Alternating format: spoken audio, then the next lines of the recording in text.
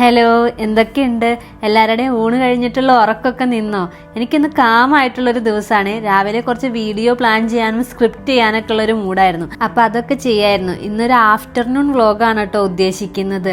രാവിലെ തന്നെ ചോറ് റെഡി ആയിട്ടുള്ളത് കൊണ്ട് ലഞ്ചിന്റെ സമയത്ത് കൈ കഴുകി പോയി കഴിച്ചാൽ മതി. രാവിലെ കഴുകി വെച്ചിട്ടുള്ള പാത്രത്തിന്റെ ഒക്കെ വെള്ളം പോയിട്ടുണ്ടാവും. അപ്പം അതങ്ങ് തുടച്ചെടുത്ത് വെച്ചാൽ പിന്നെ ലഞ്ച് കഴിഞ്ഞുള്ള പാത്രം കഴുകി വെക്കാൻ സ്പേസും ആവല്ലോ. ഇന്ന് അത്ര കണ്ട് പണിയില്ല കേട്ടോ. ഡിന്നർ ഉണ്ടാക്കണ്ട. ഇന്നൊരു മാരേജ് ഉണ്ട്. ഒരു നോർത്ത് ഇന്ത്യൻ മാരേജ് ആണ്. എൻ്റെ നൈബർ കുട്ടിയുടെയാണ്.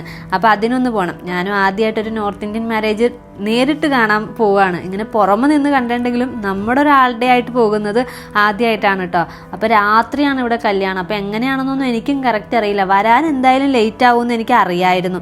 അപ്പം അതുകൊണ്ട് തന്നെ നെക്സ്റ്റ് ഡേയിലേക്കുള്ള ബ്രേക്ക്ഫാസ്റ്റിൻ്റെ ലഞ്ചിൻ്റെ ഒക്കെ ഒരു പ്ലാൻ സെറ്റാക്കി വെച്ചിട്ട് പോയില്ലെങ്കിൽ വന്നിട്ട് മിക്കവാറും പണി കിട്ടാൻ സാധ്യതയുണ്ട്. അതുകൊണ്ട് തന്നെ ഇന്ന് ലഞ്ച് കഴിഞ്ഞിട്ടുള്ള ടൈം ഡിന്നറിന് വേണ്ടിയല്ല കേട്ടോ സ്പെൻഡ് ചെയ്യുന്നത്. നെക്സ്റ്റ് ഡേ ലഞ്ചിലേക്ക് വേണ്ടിയുള്ള പ്രിപ്പറേഷനാണ്. അപ്പോൾ കുറച്ച് മീൻ കഷ്ണങ്ങൾ ഇരിക്കുന്നുണ്ട്. അപ്പോൾ അത് കറി വെച്ചിട്ട് പോകാം.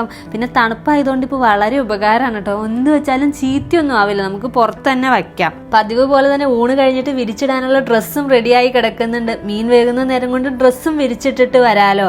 പെട്ടെന്ന് ഉണ്ടാക്കാൻ പറ്റുന്ന കുറുകിയിരിക്കുന്ന ഒരു മീൻകറിയാണ് കേട്ടോ. ചുവന്നുള്ളിയും വെളുത്തുള്ളിയും ഇഞ്ചിയൊക്കെ ഇട്ടൊന്ന് മൂത്ത് വരുമ്പോൾ മസാലയും ചേർത്ത് പച്ചമണം മാറിക്കഴിയുമ്പോൾ തക്കാളി അരച്ചതും ചേർത്ത് അതിൻ്റെയും പച്ചമണം മാറിക്കഴിയുമ്പോൾ പാകത്തിന് വെള്ളവും പുളിയും ചേർത്ത് തിളച്ചു വരുമ്പോൾ മീനും ചേർത്ത് മൂടി വെച്ച് വേവിക്കാലോ. അതിയെ വെന്ത് വരുമ്പോഴേക്കും എനിക്ക് ഡ്രസ്സും വിരിച്ചിട്ട് വരാലോ. അതുകൊണ്ടാണ് കേട്ടോ ലോ ഫ്ലെയിമിലിടുന്നത്. ഹൈ ഫ്ലെയിമിലിട്ടാൽ പിന്നെ ഇടയിലിടയിൽ ഓടി വരേണ്ടി വരുമല്ലോ. കറിവേപ്പിലയിട്ട് മൂടി വെച്ച് വേവിക്കാൻ വെച്ചിട്ട് ഇടയിൽ ഞാനൊന്ന് വന്ന് ചുറ്റിച്ചു കൊടുത്തിട്ടുണ്ടായിട്ടോ. അത് വെന്തപ്പോഴേക്കും ഞാൻ ഡ്രസ്സും വിരിച്ചിട്ട് വന്നിട്ടുണ്ട്. വൈകിട്ട് കല്യാണത്തിന് പോകാനുള്ള കുറച്ച് ഡ്രസ്സ് തേച്ച് വെക്കാനൊക്കെ ഉണ്ടായിരുന്നു. അപ്പോൾ പിന്നെ അതും കൂടി ചെയ്ത് കഴിഞ്ഞാൽ പിന്നെ എനിക്ക് എൻ്റെ സമയം ബാക്കി ഫ്രീ ആയല്ലോ. പിന്നെ വൈകിട്ട് ഇരിക്കുന്ന കാര്യത്തിൽ നിന്ന് എണീറ്റാൽ മതിയല്ലോ. എനിക്ക് ഇന്ന് കുറച്ച് വീഡിയോ എഡിറ്റ് ചെയ്യാനൊക്കെ ഉണ്ട്. എല്ലാത്തിലേക്കും അപ്ലോഡ് ചെയ്ത് വയ്ക്കുകയും വേണം. ഇന്ന് അപ്ലോഡ് ആയി പോകേണ്ട സാധനങ്ങൾ. അപ്പോൾ ഷെഡ്യൂൾ ചെയ്ത് വയ്ക്കുകയും ചെയ്യാം. പിന്നെ കുറച്ച് കാര്യങ്ങൾ വായിച്ചും തീർക്കാനുണ്ട്. നമ്മൾ കറക്റ്റായിട്ട് പ്ലാൻ ചെയ്ത് കാര്യങ്ങൾ തുടങ്ങിക്കഴിഞ്ഞാൽ വേറെ ഇടയിൽ ഡിസ്റ്റർബൻസ് ഒന്നും വന്നില്ലെങ്കിൽ ടൈമിൽ തന്നെ കാര്യങ്ങൾ തീരും കേട്ടോ. കറക്റ്റ് 2 മണിക്ക് തുടങ്ങി 3 ആയപ്പോഴേക്കും എൻ്റെ പരിപാടികളെല്ലാം കഴിഞ്ഞു. ഇനി എനിക്കുള്ള സമയമാണ്. ഇന്ന് ഡിന്നറും ഉണ്ടാക്കണ്ട. അപ്പം വൈകിട്ട് ഡിന്നറിൻ്റെ പരിപാടി നോക്കണ്ട. വെളുക്ക് വയ്ക്കുന്ന നേരമാകുമ്പോൾ ഒരു 6-6:15 ആകുമ്പോൾ എനിക്ക് ഇരിക്കുന്നിടത്തുനിന്ന് എണീറ്റാൽ മതി. പൊതുവെ എനിക്ക് ഇരുന്ന് കാര്യങ്ങൾ ചെയ്യാനാണ് കേട്ടോ താല്പര്യം. വീഡിയോ അപ്ലോഡ് എല്ലാം കഴിഞ്ഞപ്പോഴേക്കും ഫോണിൻ്റെ ചാർജും കഴിഞ്ഞായിരുന്നു. ഫോൺ ചാർജ് ചെയ്യാൻ ഇട്ടേക്കായിരുന്നു. അതുകൊണ്ട് പിന്നെ ഫോണിൻ്റെ സൈഡിലേക്കേ പോയിട്ടില്ല. പിന്നെ വെളുക്ക് വയ്ക്കാറായപ്പോൾ വെളുക്ക് വെച്ച് ഇവിടെ ഇപ്പോൾ പെട്ടെന്ന് സന്ധ്യ ആവും കേട്ടോ. നാട്ടിലും അങ്ങനെയല്ലേ. ഇവിടെ ഒരു 5 ഞാൻ കഴിഞ്ഞ വീഡിയോയിൽ കാട്ടിയില്ല. പെട്ടെന്ന് തന്നെ ഇരുട്ടാവും. ഇപ്പോൾ 6 മണി എന്നൊക്കെ പറഞ്ഞാൽ കൂര ഇരുട്ടാം. കിച്ചണിൽ കയറി ആദ്യം ചെയ്തത് നെക്സ്റ്റ് ഡേയിലേക്കുള്ള ചോറുണ്ടാക്കാൻ അരി വേവിക്കാൻ വയ്ക്കായിരുന്നു കേട്ടോ. അതാകുമ്പോൾ പിന്നെ വന്നു കഴിയുമ്പോൾ വെള്ളം ഊറ്റി വയ്ക്കാമല്ലോ. ഞാൻ കുറേ ദിവസത്തേക്ക് വേണ്ടി ചോറ് ഒന്നിച്ചുണ്ടാക്കി അങ്ങനെ ഫ്രിഡ്ജിൽ സ്റ്റോർ ചെയ്യാറില്ല. അന്നന്നത്തേക്ക് വേണ്ട ചോറ് അന്നന്ന് ഉണ്ടാക്കും. അതായത് തലേന്ന് വൈകിട്ടേ ഉണ്ടാക്കി വയ്ക്കും. രാവിലെ ഇത്രയും ചോറൊക്കെ റെഡിയാക്കിടുന്നുണ്ടെങ്കിൽ ഒത്തിരി രാവിലെ എണീക്കേണ്ടി വരില്ല. അതിന് എന്നെ കൂടെ പറ്റില്ല കേട്ടോ. ഞാൻ മുമ്പത്തെ ഒരു മോർണിംഗ് വ്ളോഗിലേ പറഞ്ഞിരുന്നല്ലോ, 6:50 എണീറ്റ് 7:30 ആകുമ്പോഴേക്കും എൻ്റെ എല്ലാ പരിപാടികളും കിച്ചണിലെ പണികൾ ക്ലീനിങ് അല്ലാത്ത എല്ലാം തന്നെ ഞാൻ തീർക്കാറുണ്ട്. അങ്ങനെ ചെയ്യണമെന്നുണ്ടെങ്കിൽ നമ്മൾ തലേന്ന് രാത്രി എല്ലാം ഉണ്ടാക്കി വെച്ചാൽ നെക്സ്റ്റ് ഡേ വളരെ കുറച്ച് കാര്യങ്ങളെ പിന്നെ ചെയ്യാനുണ്ടാവുള്ളൂ. ഞാൻ പൊതുവെ അതനാട്ടോ പ്രിഫർ ചെയ്യാറ്. എനിക്ക് രാത്രിയേ കാര്യങ്ങൾ പറ്റുള്ളൂ, രാവിലെ പറ്റില്ല. അങ്ങനെയുള്ള ആരെങ്കിലൊക്കെ ഉണ്ടാവുമല്ലോ അല്ലേ.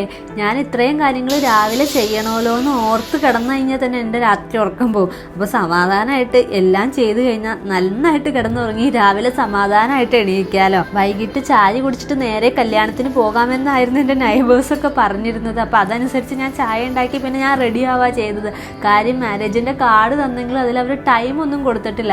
ഇവർക്കൊക്കെ നൈബേഴ്സിനൊരു ഐഡിയ ഉണ്ട് എപ്പോഴാണ് എങ്ങനെയാണെന്ന്. ഞാൻ നമ്മുടെ റിസപ്ഷൻ പോലെയാണെന്നുള്ള രീതിയിലാണ് പോയത്. പക്ഷെ തീരാൻ ലേറ്റ് ആവുമെന്ന് എനിക്കറിയായിരുന്നു. ചെക്കൻ വരുന്നതിൻ്റെ വെടിക്കെട്ടാണ് കേട്ടോ ഈ കാണുന്നത്. നമ്മൾ ആദ്യം വിചാരിക്കും പള്ളിപ്പെരുന്നാളാണെന്ന്. അങ്ങനെയല്ല, ചെക്കനെ എതിരേറ്റ് കൊണ്ടുവരുന്നത് ഇങ്ങനെയാണ്. ഞാൻ ആരും ഫേസ് ഫോക്കസ് ചെയ്ത് സൂം ചെയ്ത് എടുക്കുന്നില്ല കേട്ടോ. എനിക്ക് അങ്ങനെ ആരും അങ്ങനെ പ്രത്യേകിച്ച് അറിയില്ല ഇവിടെ. അപ്പോൾ ഫ്രണ്ട് ഏരിയയിൽ തിരക്കായി തുടങ്ങിയപ്പോൾ നമ്മൾ പതിയെ ഉള്ളിലേക്ക് വന്നു. ആളുകൾ വരുന്നു, കഴിക്കുന്നു, പോകുന്നു. അങ്ങനെയാണ് ഇവിടുത്തെ കല്യാണം. എപ്പോഴാണെന്നറിയാമോ? രാത്രി 10 മണിയൊക്കെ ആകുമ്പോൾ സ്റ്റാർട്ട് ചെയ്യുള്ളൂ. രാവിലെ 6 മണി 7 മണി വരെ ഇവരുടെ ഫംഗ്ഷൻ കണ്ടിന്യൂ ചെയ്തുകൊണ്ടേയിരിക്കും. അപ്പോൾ ഫുൾ പരിപാടി ഓഡിറ്റോറിയത്തിൽ വെച്ചാണ് ആണ്. ചെറുക്കൻ വരുന്നേ ഉള്ളൂ, അതിനുശേഷം പെൺകുട്ടി വരും, അങ്ങനെയാണ്. അപ്പോൾ വരുന്നവർക്ക് കഴിക്കാം, അവിടെ കണ്ടിന്യൂ ചെയ്ത് നിൽക്കുന്നവർക്ക് നിൽക്കാം.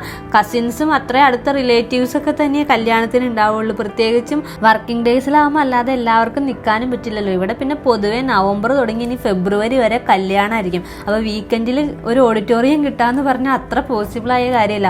അപ്പോൾ എല്ലാ ദിവസവും ഇവിടെ കല്യാണങ്ങളായിരിക്കും. അല്ലാതെ ഒരു സീസണിൽ ഇവിടെ കല്യാണം വളരെ റെയറാണ്. ഈ ഇത്രയൊക്കെ സാധനം നിരന്നിരിക്കുന്നുണ്ടെങ്കിലും എല്ലാം വെജാണ് കേട്ടോ. ഒരു നോൺ ഐറ്റം ഇവരുടെ കല്യാണത്തിന് ഉണ്ടാവില്ല.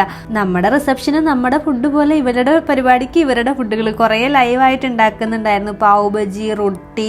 എനിക്ക് മറ്റേ തന്തൂരി റൊട്ടി ആണെങ്കിൽ ഒട്ടും പറ്റില്ല. അതെന്താണ് ഇങ്ങോട്ട് വലിക്കുമ്പോൾ അങ്ങോട്ട് പോകുന്ന പോലെ. പക്ഷെ ഇവിടുത്തെ ഇവരുടെ VIP ഫുഡാണ് കേട്ടോ.